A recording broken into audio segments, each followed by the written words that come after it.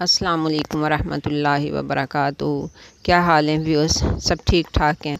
तो व्यूअर्स, जैसा कि आप देख रहे हैं कि मानसून स्टार्ट हो चुका है और कभी हवा चलती है और कभी हब्स की कैफियत हो जाती है, हवा बिल्कुल बंद हो जाती है। तो ऐसे में मैं ज़रा कुछ दिनों के लिए लाहौर अपनी बड़ी सिस्टर के घर आई हूँ। तो यहाँ पे इनके घर में जो प्लांट है, ये मरवा का प्लांट, ये मुझे बहुत पसंद है। मैंने अपने घर में भी लगा रखा है मरवा प्लांट। और मैंने अभी पता नहीं उस पर वीडियो बना के डाली है या नहीं, मुझे कभी कुछ याद नहीं है। लेकिन यहाँ पे इसकी जो खुशबू है ये बहुत ही ज़्यादा मुझे अट्रैक्ट करती है, क्योंकि ये प्लांट बड़ा है। मेरे पास जो है वो गमले में है, वो छोटा है, और यहाँ पे ये ज़मीन में लगा हुआ है, ये आप देख सकते हैं। तो ये इसको मैंने किसी वीडियो में बताया हुआ आपको कि ये आप इसको गमले में वैसे भी लगा सकते हैं, इसको हेज के तौर पे भी लगा सकते हैं।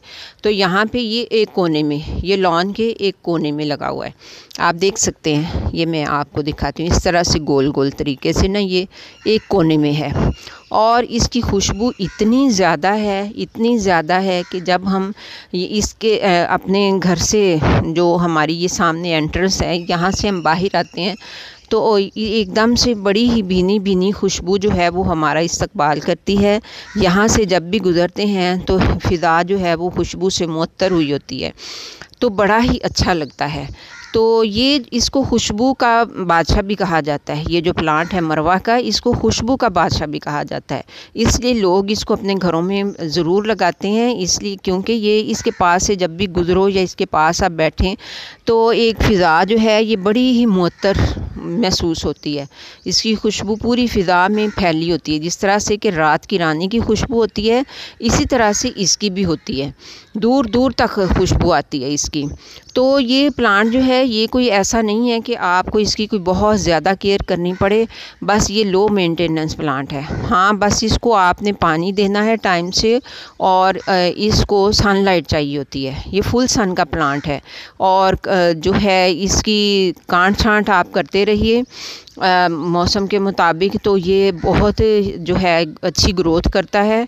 चाहे आप इसको गमले में लगाएं, किसी बड़े गमले में लगा दें तो ज़्यादा अच्छी ग्रोथ होगी। किसी बड़ी क्यारी में, आप रेडीमेड क्यारी में लगा दें तो भी इसकी ग्रोथ बड़ी अच्छी होती है। लेकिन ज़मीन में लगाने की जो ग्रोथ है वो तो कोई अलग ही बात है इसकी।